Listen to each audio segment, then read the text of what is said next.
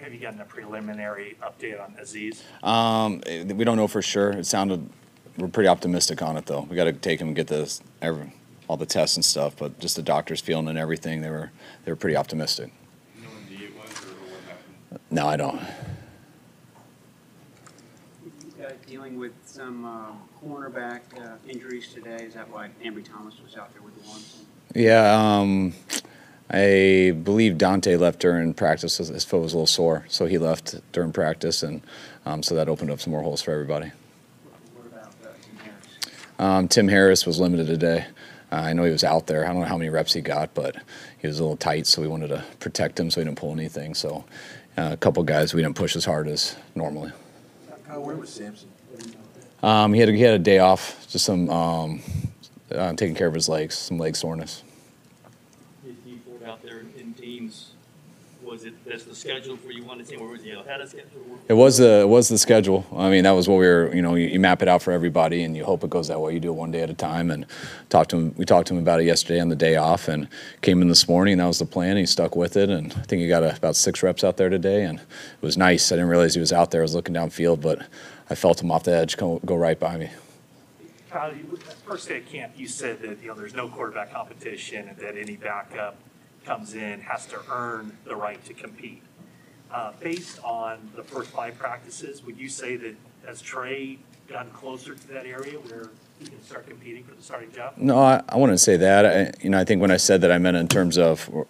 I think when you guys ask if there's competition, is that balanced reps, and does one guy go with the ones one day, the next guy the next day, and stuff like that, and that's kind of what I meant. But I mean, everybody has to earn their position at every spot. I mean, whether 2s are out there doing well, 3s are out there doing well. I mean, there's always competition, but no, we're not splitting their reps up going against the 1s and stuff. I thought Trey had one of his better days on Saturday. But that was nothing to move him up there to start talking differently with Jimmy or anything like that. How fun is it for you, or maybe not fun, but just what was the thought process Saturday and then again today of adding in more of those, the quarterback-driven runs? I mean, it's just part of it. I mean, it's fortunately you don't see it unless the defense plays it a certain way. Those aren't just he's not just doing that to do it. He's doing it because they didn't account for him, so he pulls it. But I mean, I always love that play. It's a good part of football, and when you can show the defense it helps them get ready for when they see it in the season. Are those options added to the playbook, or are those a little different because he's here? No, I mean, we ran it 4 times versus Arizona last year with CJ. So I've always mixed it in. I think I ran it with Jimmy's first year at Houston, and he pulled it on, what's his name? The guy from South Carolina. Yeah, he pulled it on Clowney, and it wasn't the right pull, and I felt bad calling it, so I stayed away from it a little bit. But yeah, if it works schematically, you dabble in it just to keep defenses off beat. But if you're a quarterback, can major in a little bit, then you try to mix it in every week. So you don't see Trey getting snaps with the 1s anytime soon? Yeah, it's not. I haven't planned that at all. Yeah. You said to have to start week 1, and if something drastic would have to happen. Is that drastic thing to be that he looks like incredibly gifted and ready rookie quarterback? Yeah, I mean, I just think to look a lot better than the guy who's been playing for a while and done everything in practice and in 3 preseason games where you're not playing in all the games, and I think that would be pretty tough to do. So I'm not trying to put that pressure on Trey, but I mean, if anybody who can pull stuff off, I mean, you're going to see it that way. But Jimmy's played too good of football. He is too good of a player, and Trey's trying to learn everything right now and soak it all in. So that's why I'd be very surprised if he was able to do that. Week of install. Where are you on that, on the install? Today was day 5, so we have 7 days of install. 7 days total? Yeah. Coach, with a shortened preseason, just 3 games this year, how does that kind of change everything you do this summer? Not at all. Nothing. I tried to black out that 4th game every year anyways. That's one everyone just tries to get through and stuff, and now this year we don't have to get through it. I think it would have been different if the 3rd game was a week before the season started, how to do that. But with the 3rd game being the exact same time and, 2 weeks before our opening week, to me there's no difference. Is the 2nd or 3rd game the quote-unquote dress rehearsal? The third game. Yeah. Herb didn't practice Saturday for the second straight day. Is that an indication of some sort of setback or just being cautious? No, he's going out there doing routes on air and trying to get all that stuff in. Just with the injuries he's been through, with his back stuff, we're trying to ease him in. We do have a plan to try to get him into team drills coming up here soon. Hopefully he'll stay on track and be able to do that. What have you seen from Josh Rosen and Nate Sudfeld in the first time? It's two guys competing. I mean, those guys have the toughest situation. Third-string quarterbacks are just not enough reps. And then when you got a guy, a 3 and 4 guy who are competing, it's really tough. So those guys got to wait a long time. One guy gets 2 reps a period, and then the next guy gets the 2 reps in the next period. So I think those guys are making the best of it. But I think hopefully they can get some more time in games to really play and try to separate from each other.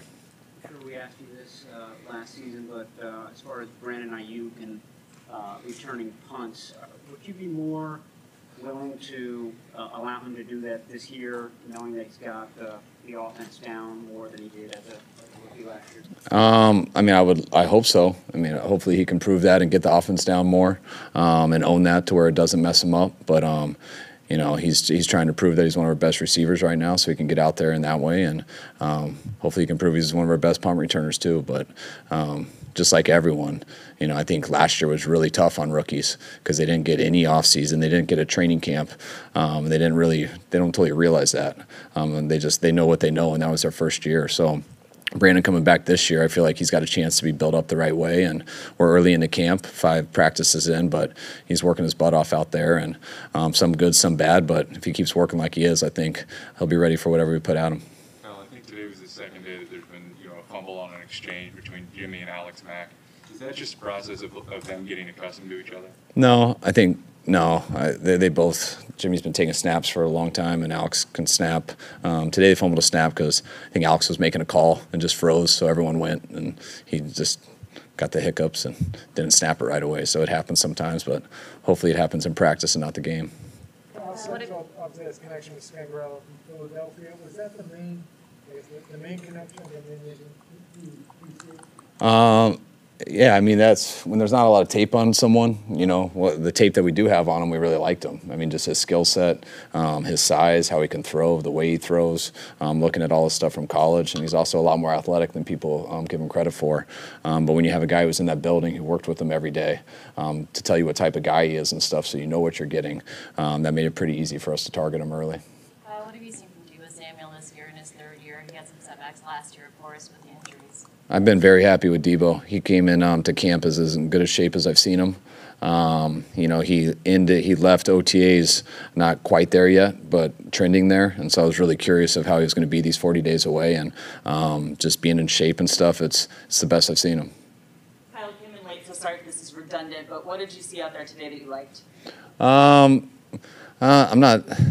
I thought we were a little rusty today. Just everyone got a day off yesterday. I thought, I didn't think the defense was as crisp with their calls and stuff when we changed our motions and stuff. It seems like there's a little bit of hesitation with everyone. You get a day off when you're grinding every day, and then you get to relax for a day. Sometimes your mind's a little too relaxed, and I thought the D started out that way. I thought the O was a little bit sloppy also.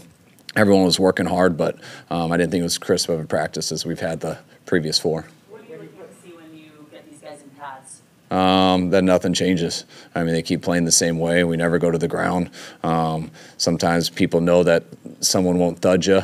I like to see who everyone's running fast out there, knowing someone's not going to thud you up. But when they do, is that going to change? And if it doesn't change, then you know you got football players. Well, Sanu was obviously seemed to emerge a little bit.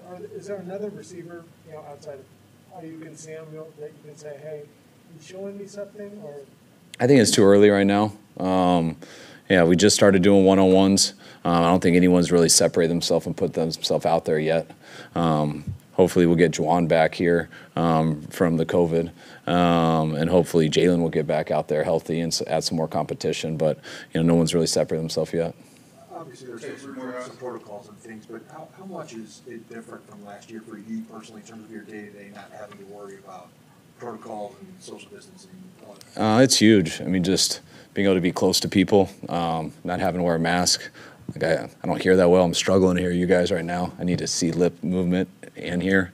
So I just think it's people enjoy it more. It's nice when you go get food that you can actually sit down and eat next to someone. You don't have to take it to your car and things like that. I think we have an advantage with how tight our team is. I think it does help, and I felt like we lost that a little bit last year. So I'm excited to kind of get that back right now. Coach, what have you thought about what Trey does as far as the classroom stuff and the mental reps and just how he's picking up everything on the offense? Trey Sermon. I'm sorry, Trey Lance. He's been great. He works his butt off. He does everything good. Trey Sermon. He does the same thing. He does great too. Peter King wrote that you guys monitor obviously the iPad usage, and that Trey Lance's usage tops the team. Is that accurate, and what does that say? I don't know. I actually haven't heard that. Someone mentioned that to me before I came in, so someone must have mentioned that to Peter.